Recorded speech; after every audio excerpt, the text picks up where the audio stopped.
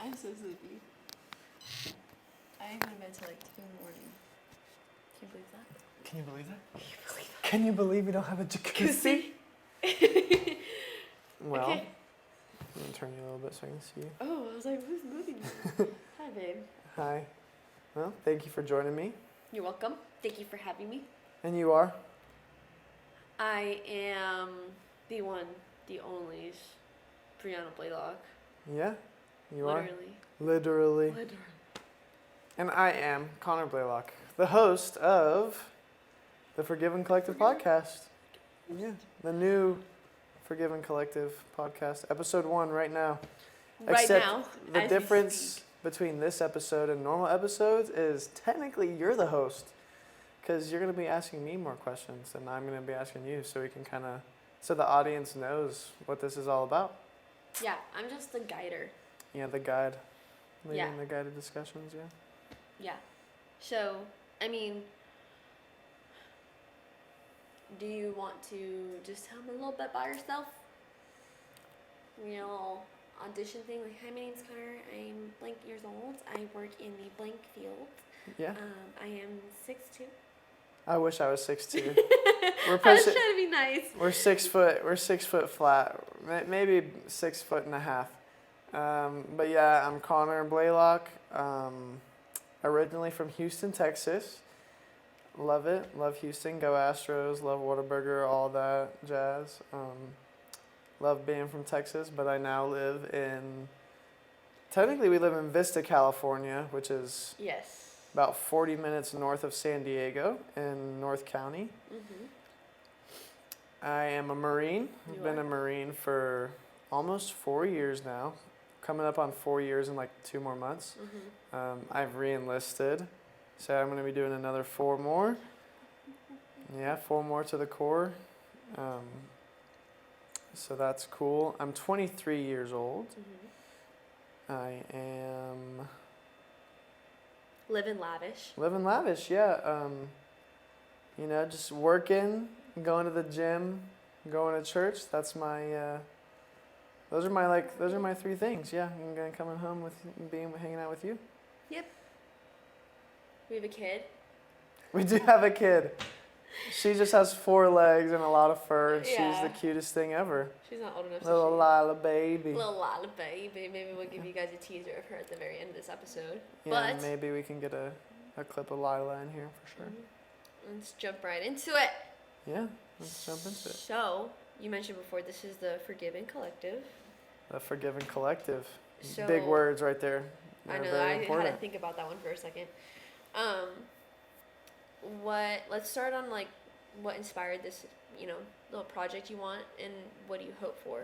Yeah, so the Forgiven Collective is more than just a podcast, right? This is the Forgiven Collective podcast, but the Forgiven Collective as a whole is just kind of more of a dream of mine. Yeah. As far as different businesses and different ventures that I want to go on and that we're going to go on throughout our lives and stuff. And this is just kind of the first part of that. Mm-hmm. The reason why I'm doing it is because I love like listening and learning from a podcast format. Mm-hmm. And there was nothing that I could find that was what I was looking for, I guess, as far as a Christian podcast with people my age and just talking about life. I love listening to people's stories about life and whatnot. So yeah, so I just figured if I can't find it, there might be other people looking for something like this too, and Yeah. I want to be able to help them out and just help people and change people's lives, you know, and whether it changes one person's life for the better or 20,000 people's lives, it doesn't really matter to me. I just want to have God make an impact on the world through me. Absolutely. Yeah. So that's kind of why I decided to go on this and start this up, to give people another way to. Everyone's into short form content, podcast stuff, and TikToks, Instagram Reels, YouTube, and watching. Even a lot of people, podcasts are so big right now, and they're social media, and that's its own world, and it's so dark. And I just thought, this would be a good way to bring some light to that. Yeah. So if you haven't taken the hint yet, this will be a Christian podcast. We're not here to He's not here to jump down people's throats and Yeah. be It's like not the people on the supposed to side of be the a- street. Yeah, it's not supposed to be anything about you're going to hell. Yeah, no. It's just it's a safe space and a place of love for everybody to come, and we're gonna have some crazy stories on this.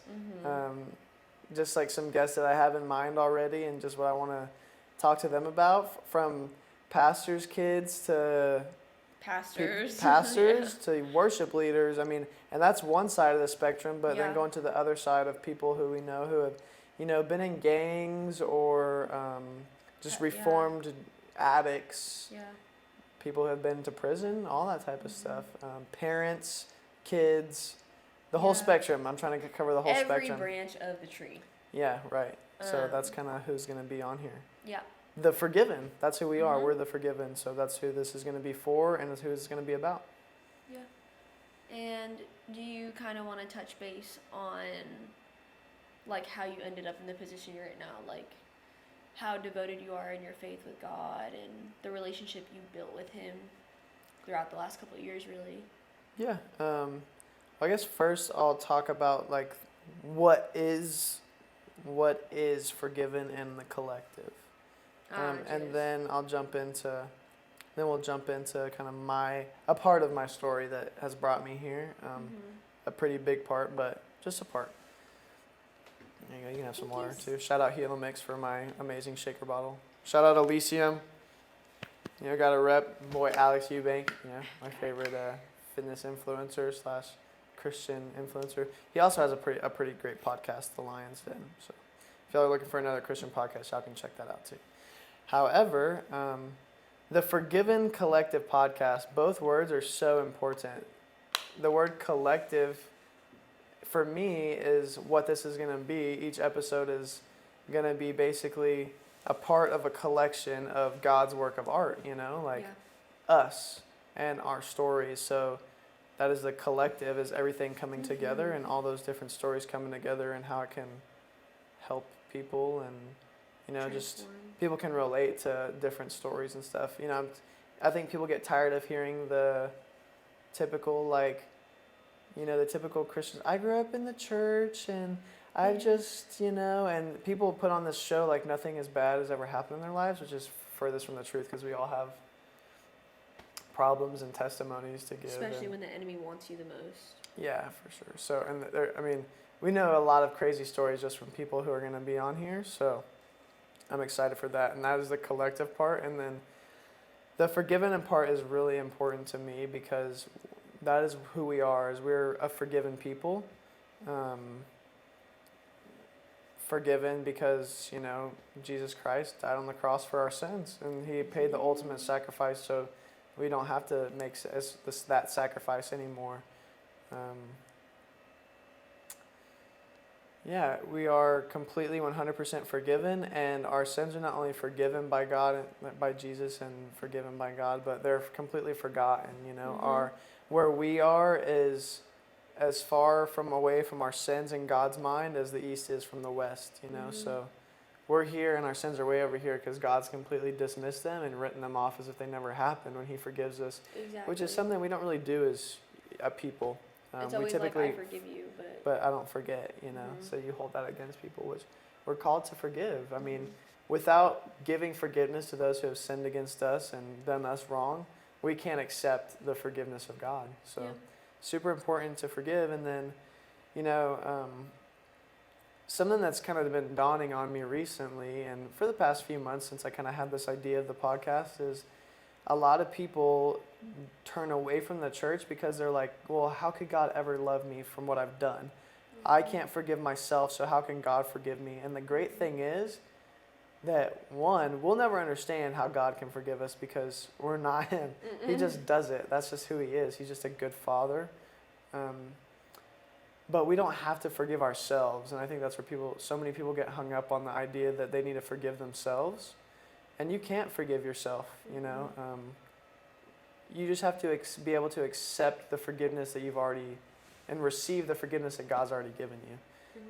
It's not about, you'll never be able to forgive yourself. You'll always remember it's accepting that you are who God says you are, not who you are in your past. Absolutely. A lot of us identify ourselves. We give labels to ourselves, whether it's mentally or physically. Like, um, tattoos is a big one. People identify themselves based on the Yeah. tattoos they get. I have a big tattoo right here that the minute someone sees it, who knows what anything about the military or Who grew up in who grew up San around Diego. San Diego or anything, knows that this, like, the tattoo shows that I'm a Marine. People have, gang-related tattoos or just tattoos that they feel represent themselves, and we give ourselves these identities that really mean absolutely nothing in God's eyes, because we are who God says we are. And all He wants us to do is be, good children, good sons and daughters to Him, the Father. Be a good son and daughter and love each other, love Him, and don't put anything above Him. Yeah. And be disciples. I mean, that's what I'm trying to do here. This is like my discipleship. You're So light to the whether it reaches 112 or 12,000, 12 million, I don't know how many people there are in the world, but There's I think there's 8.5 billion people in the world. something like that. A lot of people. I don't know. Put in the comments how many people there are in the world at any given day. Maybe we can get to all of them. We'll see. Every single person. Yeah. Okay, But- cool. Yeah, just we are who He says we are. We don't have to be anything else. I think that's super important to know. And that you're forgiven no matter how bad you think, Yeah. whatever you've done. Like, I've done a lot of stuff, and I have accepted my forgiveness. Yeah. So I think it's very important, and that's kind of another thing. I want everyone to see these amazing stories of return, prodigal sons and daughters coming back to God from whether they fell away from God and they were Yeah. once knew Him like I did, or whether they never knew Him and found Him. Yeah. And because we're all forgiven. All those people are forgiven of some people horrible things, but Yeah. to God's eyes, no sin is worse than another, and Mm-hmm. He loves us, so it doesn't matter what we do.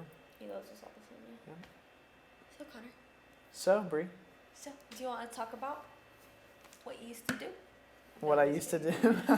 No, do you want to talk about you had this really big moment in your life that was life changing Yes, in every aspect. every aspect. So, do you want Physically, to spiritually, emotionally.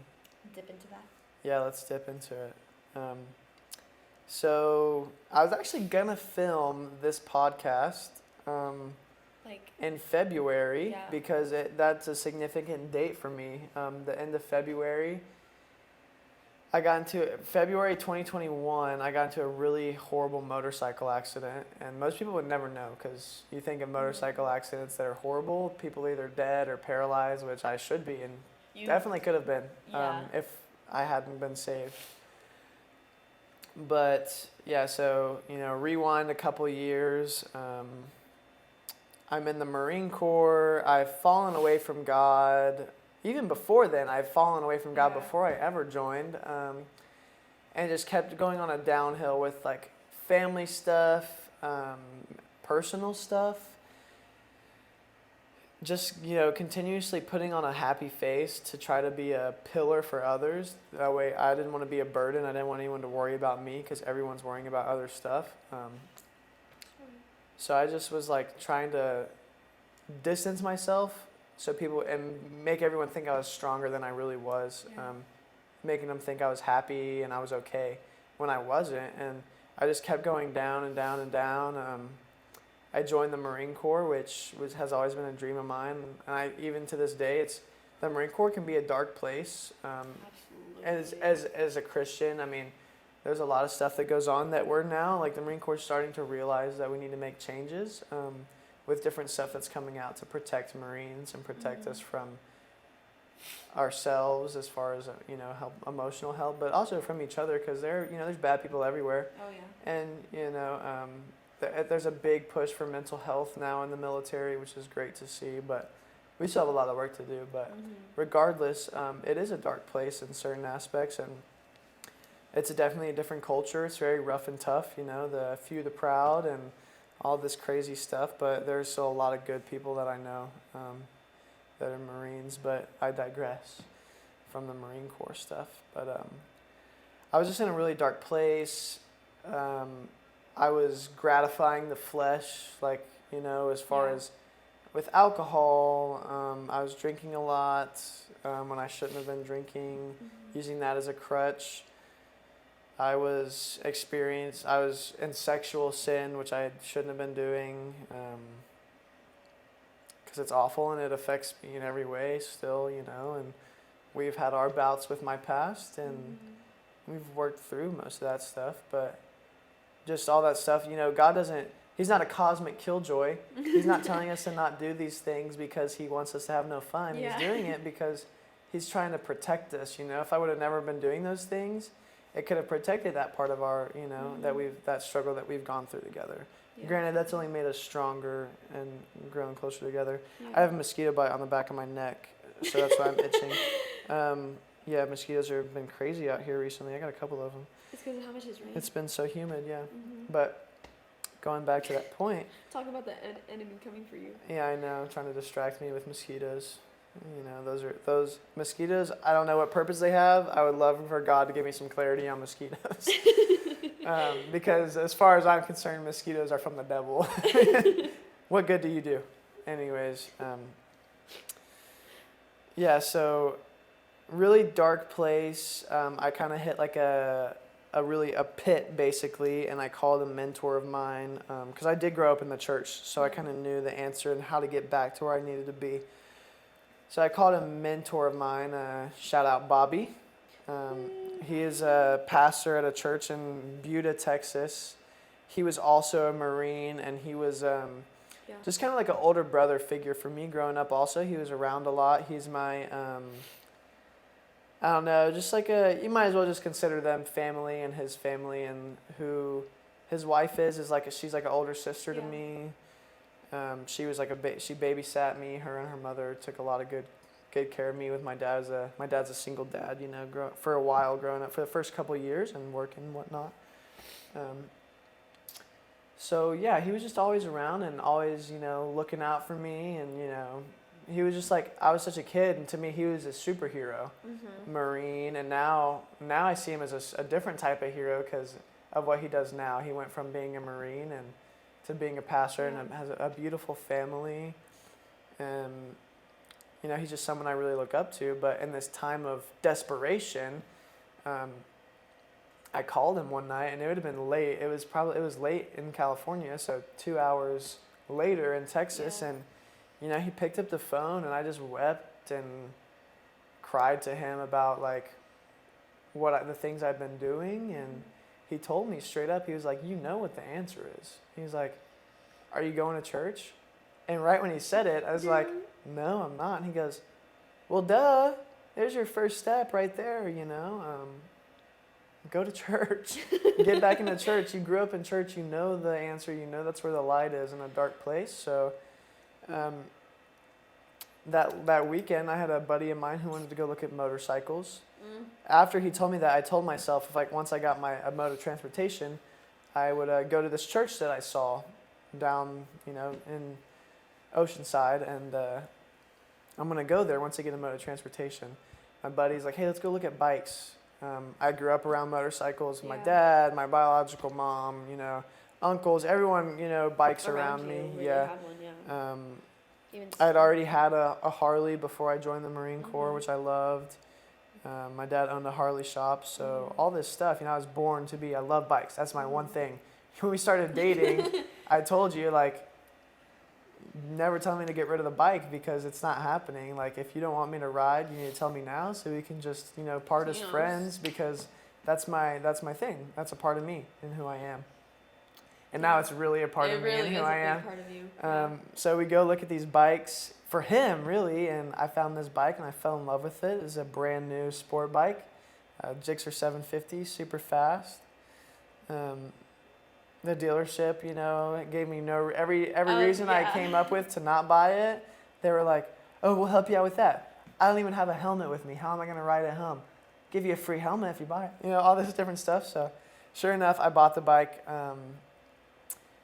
I did what I said I was going to do. I bought the bike on Saturday, and Friday night or Saturday, and that Sunday I found the church online that I had seen going down the street. I thought it looked cool.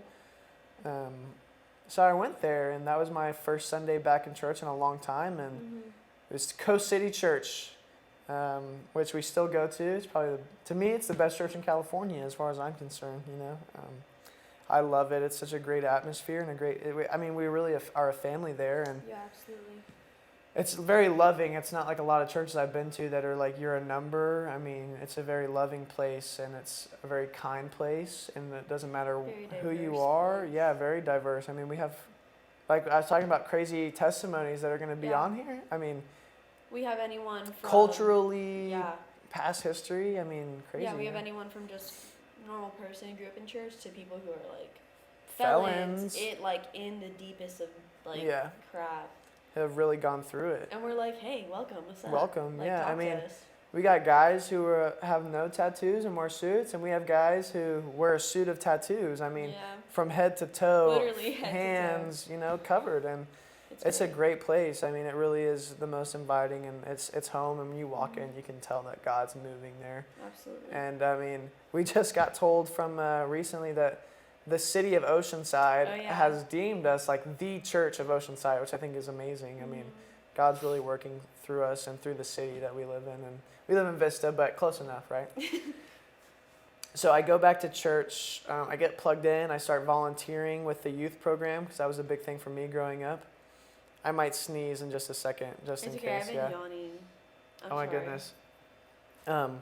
But yeah, I got plugged in with the youth group, and I'm going to church. But my problem was, I'm still bouncing on the line of like doing Yeah. right sometimes, but still living and gratifying my flesh. And other times, What's that one phrase?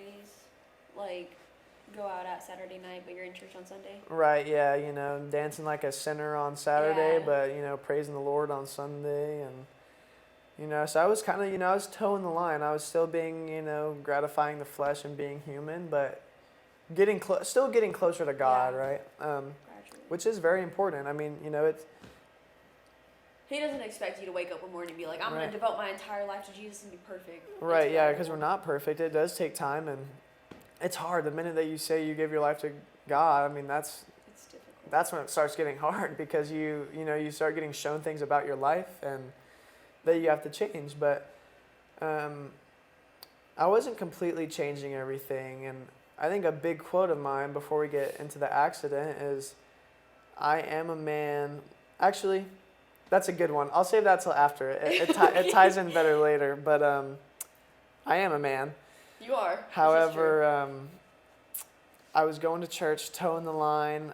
I was actually helping out at a church on the Saturday in February, moving some furniture around. It was a Friday or Saturday, and leaving church to go get some parts put on the bike, some new stuff that I want to put on, heading to the dealership, whatever. I leave church, I get a couple miles down the road, and Literally. I'm on the highway going 65, 70 miles an hour, cruising in the flow of traffic. There's cars in front of me, which motorcyclists know it's better to have no cars, around you than a bunch of cars around you. So I try to change lanes. Those of you who ride sport bikes know that the blind spots are insane. Nuts. Your mirrors are for show, really, for legality reasons. They don't do a whole lot unless you're constantly adjusting.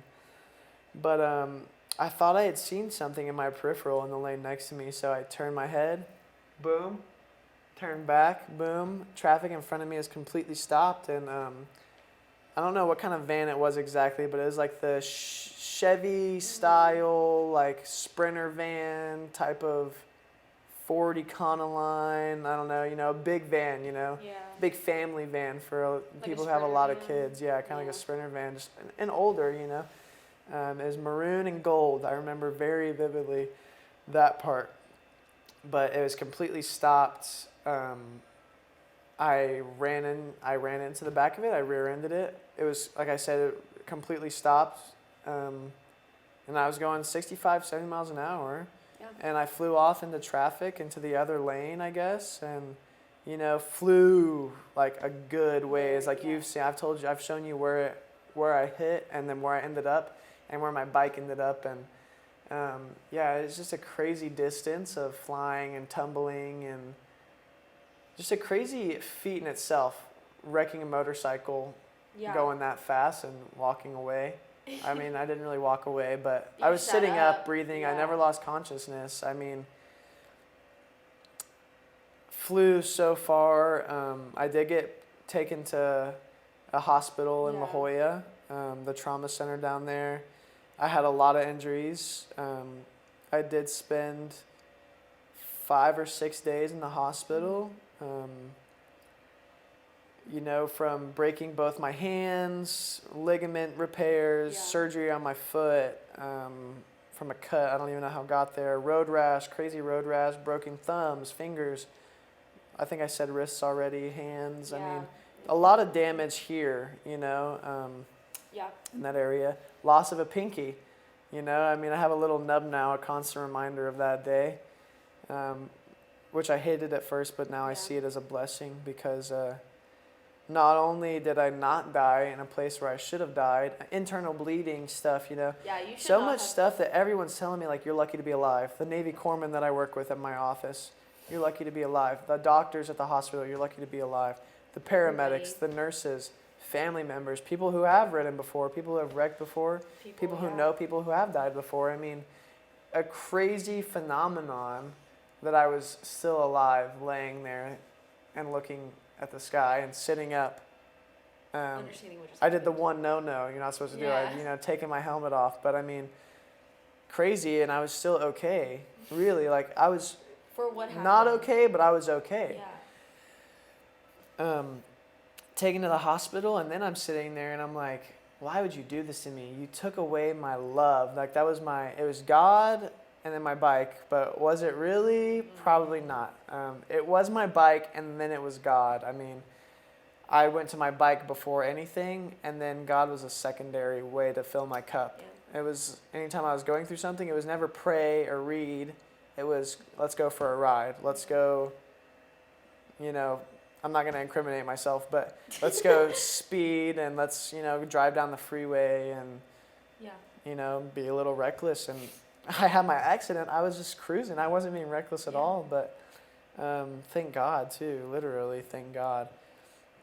I thank him every day that I'm still here, and I know my parents and my dad, you know, I know they think, my dad's, you know, we talk about my accident often, Yeah. about how it's changed me, but I was so mad and so full of rage, like, why would you do this to me? How could you do this to me? You're punishing me for what? Like, I just started going back to church. I'm volunteering at the church, and you're going to take away my love, you know, and put me in the hospital, and I went from being, you know, So at the fit. time as Yeah. physically fit as I had ever been to not even able to pull my own pants down to go to the bathroom, you know. Yeah. You know, shout out my best friend Justin for being there to, you know, pull my shorts down. I mean, luckily, I mean, we're gonna be raw on this podcast, you know, and it's not like we're not gonna sugarcoat we're not sugarcoating it. I mean, he didn't have to hold it for me, but he had to, you know, I couldn't. He was buckling my seatbelt. I mean, Yeah, helping. you had both cats. Yeah, I had, you know, some people I knew who I was friends with who, I mean, I was wearing my green marine shorts and they were helping me take showers. And Yeah. I mean, he's a blessing, and some of those other people were blessings, you know, to be there for me at that point. But I was still so mad at God because of how I felt. And there's the key right there, how I felt, you know. Feelings are liars. Feelings are not your friend. How you feel is not real. It's just a temporary emotion. And it's bad to Can't listen to them rely- all the yeah. time. Yeah, it's good to accept them and realize them, but not to act on them. But I was feeling this way, and I was so angry. And I'm sitting in there on Sunday. Like I said, I was volunteering with the youth, and I get a phone call from our youth pastor, Matthew Segi. Shout out Matt. He's a great guy. Just a bundle of joy, a big bundle of joy. But yeah, he calls me up, and I went from, you know, our youth group was probably like 20 to 30 kids, maybe 40 on a good day, on Wednesday nights, but hardly ever any on Yeah. Sunday mornings. And he calls me, and he has like 20 youth kids behind him, which is unheard of on a Sunday. And he's like, "Hey man, heard about your accident. I got the kids here. We're going to pray for you." And I'm like, "Okay, cool, thanks." And I was appreciative, whatever, Yeah. of the phone call, but You were bitter. I wasn't really mad. I was bitter. You know, I was mad at God, like I said, and I didn't really want it. But then I started thinking, and I really started digging deep into that next week or so in the hospital, and the week after, like, why did God do this to me? And God, you know, God doesn't make bad things happen, but He does allow them to happen because sometimes we need them. Like I said, I was towing that line, jumping back and forth, still gratifying myself and trying to be a Christian, but you can't do that. Because at the end of the day, the line, there's the God side, the world side, and the line belongs to the world and the devil, who is the ruler of the world and the flesh. And, you know, there's God's side of the fence, the devil's side of the fence, and those who sit on the fence. After everyone who's picked a side is gone, the devil comes back to get those who sit on the fence. Yeah. Because he owns it. Yeah, you can't make a bargain with God. Yeah, there's no bargaining. There's no half in, half out. It's all in. That's how you have to be, and I wasn't doing that. And He took me to a place of removing my crutch of where I went to first to making it where He's my only crutch now. I have to go to Him because I can't ride anymore. Because He was second, you know, He just wasn't first. And He took away number one to give Him number one. He's like, if you're not going to do it, I'll do it for you. And I'll give you a reminder so you never forget, whether, you know, a couple scars and, you know, 9.5 fingers. And I love it. I think it's hilarious. And it's such a great way to, you know, segue into that testimony, talking to people when they notice it. But He did allow it to happen. And I really thought, like, He saved my life. 100%. I should be dead. All these people are telling me I should be dead. It's not a coincidence that I'm still here. Yeah. I wasn't done yet. Like, He's not done with me yet. That's why I'm still alive. If I'm still breathing, He still has work to do through me. And this is why I'm doing this. I mean, because He could have stopped a lot of things for you in that moment. Yeah. Like, if you think about it, like, you could have died. You could have gotten separated from the military. Or worse. Or I mean, worse, like, you know what I mean? to me, death is nothing compared to my ultimate. I'm not really afraid. But take Christianity out of it. Before, I was never afraid to die, but something like being paralyzed from the waist down or the neck down even has always been like a biggest fear of mine, because now I'm stuck. Yeah. I don't like being stuck. I mean, none of us do, but I mean, I walk. I went from, like I said, physically fit to doing I couldn't even hold myself up on a bar, pull my pants down, to, I mean, now I'm You're great. deployed, and really got into the gym, which was another big thing for, like, you know, my discipline of being more into the Word and being more productive was going to the gym, and maintaining that discipline carries over to different parts of your life. And it's a help with mental health and replacing, like, that was another thing, was I replaced my addiction of nicotine, which I don't know that I was really addicted, but something I was doing, with an addiction to the gym, you know, like I traded that, and that's been, you know, a great thing for me too. I completely quit, like, cold turkey, and just started going to the gym, and I love it. It makes me feel better. It makes me more disciplined, like I said. It makes me more confident to go out and do this stuff, because I did have a lack of confidence, but I was very fake, you know, false confidence and conceited, and like putting out who I am and how, you know, whatever. And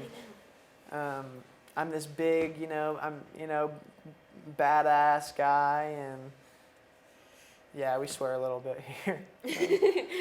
Probably cut that out.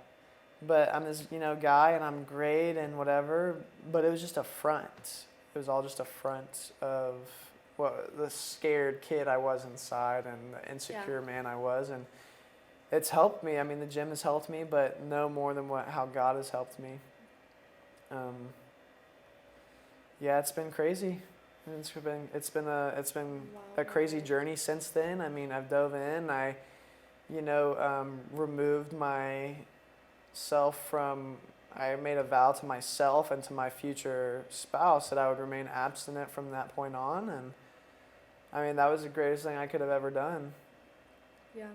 Really, like, because I knew that God wasn't going to put anyone in my life if I was still having these, having this other side of yeah. walking this other line. Why would He give me a gift of my spouse if I'm walking this way? He's not going to. Yeah. And so it was a big change for me. It really was, and I really got into it. It was my faith now. It wasn't my parents' faith, my grandparents' faith. It was mine, and I claimed it, and I claimed my forgiveness, and I received it. I claimed the blessing and the sacrifice of Jesus dying on the cross for our sins. And we're not perfect people. I'm not a perfect person, but I'm trying, and none of the people who are going to be on here are perfect either, but they're trying. There's and no such thing as a perfect hungry, person. yeah, except for Jesus. So yeah, it's a big change for me, but my life has completely changed, and it's helped me. I wouldn't be the man I am now. I wouldn't be able to be the spouse that I'm trying to be. I wouldn't have been able to lead and been the man. The Bible calls you to be the spiritual leader of your home, and I wouldn't have been able to be that without him, without that experience, and just the amount of people I'm able to touch now because of it is. Yeah. It's all because of him. Just conversations I've had, and still getting tested to this day. A couple weeks ago, I had a test, but it ended up, the decisions made ended up where if like the decision would have gone the other way, it would have discredited me. I already had. The decision was already made. It was nothing that was new. I had already decided, but when it was brought up and I shot it down, say I didn't shoot it down, it would have discredited me from a conversation that happened later that evening with my little brother, being, his curiosities of who God is and stuff. So, we're tested, and we have to make the right decisions. Yeah. So. And just trying to do the right thing and be a disciple of who God's called me to be. Yeah. And I love talking, so this is like a great platform to be able to do that with. I can talk to people, and maybe it'll help someone or save someone one day. Not through me, but what God's doing through me and the people, the person who will sit in the other chair. Because testimony is so important, Yeah. which took a long time. I think for you also, and like me, our testimonies, I think it took you a minute to understand what that accident meant for you. Because for a long time, even in our relationship, the beginning of our relationship, it was just a motorcycle accident. Yeah. I feel and I had now really, it's oh, I get it. Yeah. And it's very And I had important. started to get it, but the more and I just replay it all the time, and the more I think about it, the more grateful I am that it happened. Me It's too. my dad, one time my dad told me, he's like, I'm so sorry that happened to you. And I was like, you shouldn't be. Yeah. I was like, you shouldn't be. That happening to me saved me. Yeah. He's like, I've seen a change in you. And I was like, without that accident, I was like, I don't know where I'd go, who knows what would have happened to me. It saved me. Don't be sorry. Be grateful. That was God's way. Excuse me, I just burped. That was God's way to bring me back to him. So be grateful it happened, because I am. Yeah. I would never take it back. Yeah. I'd love to have my bike back, but I would never take back what happened to me and the realization I've gotten from it, and the diving, because it does take time to realize what stuff means and how it all plays in and how it all comes together, but it does come together. Well, yeah, even in the beginning of our relationship, we had to have a lot of really intense talks. Yeah. Of whether it was me to you or you to me, I guess in this aspect, since it's about you today, but like you said, being the spiritual leader of our household, things hey, I don't feel like you're doing that. And, the struggles we've had to go through because of your past and what it did to our relationship. Yeah. And it's not easy being a Christian. If anybody says it's easy being a Christian, they're lying. Yeah, Don't listen to them. It's not easy. It's not. It's one of the hardest things you'll do, but it's the most gratifying. And that brings me back to that point I was coming up earlier with. I think this is a good way to kind of, tie this whole thing up. But I am, and we are people who, I'll use me specifically, but I'm sure there's people who will relate to this that are watching.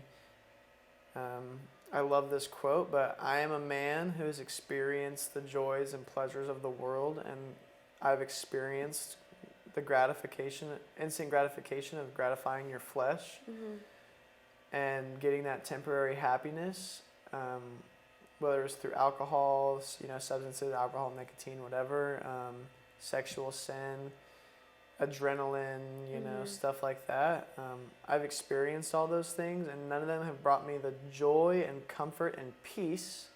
I think that's a big one, is peace and joy that I have received from God. I mean, the And, things like, we've gone through, constant.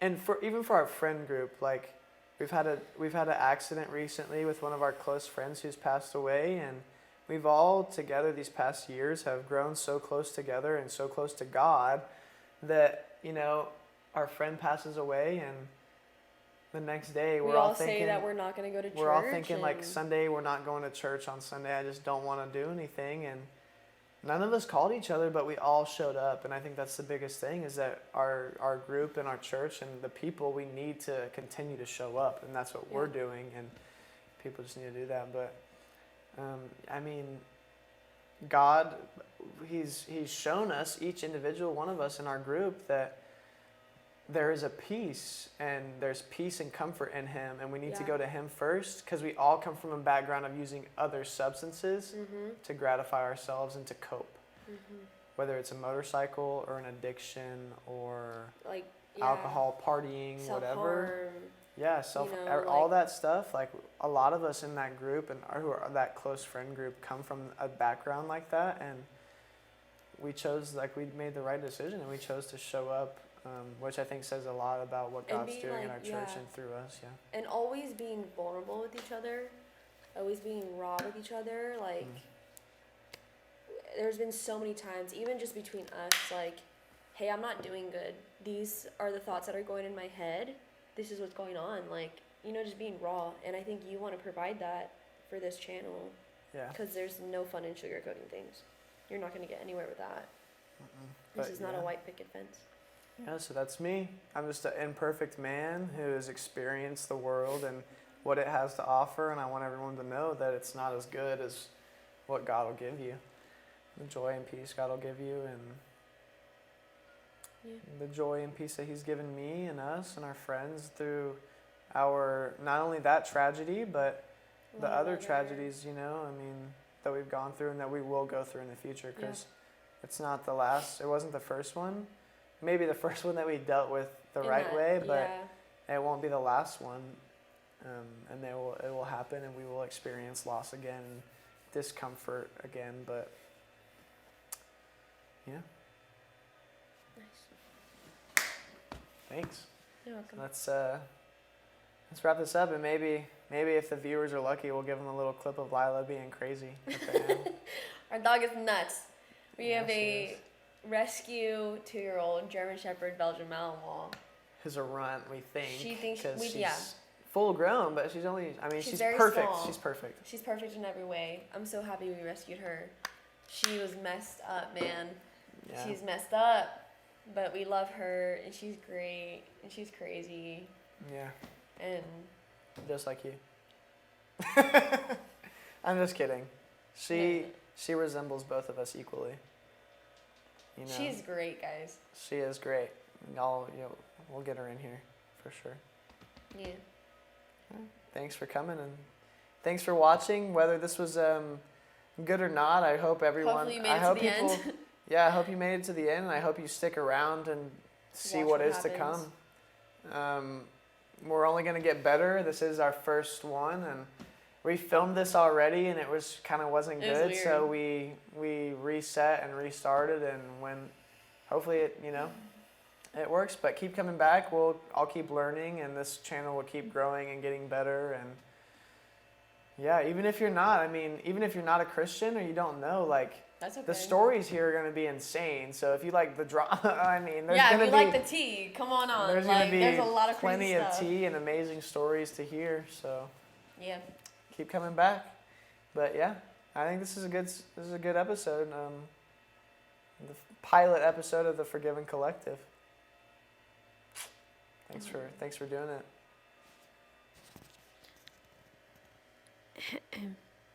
I'm hungry. All right. Yeah, let's cut it out. Let's go get some food. Okay. We have Chick-fil-A downstairs for this one. You have a smooth brain. No ridges or lumps or valleys or bumps.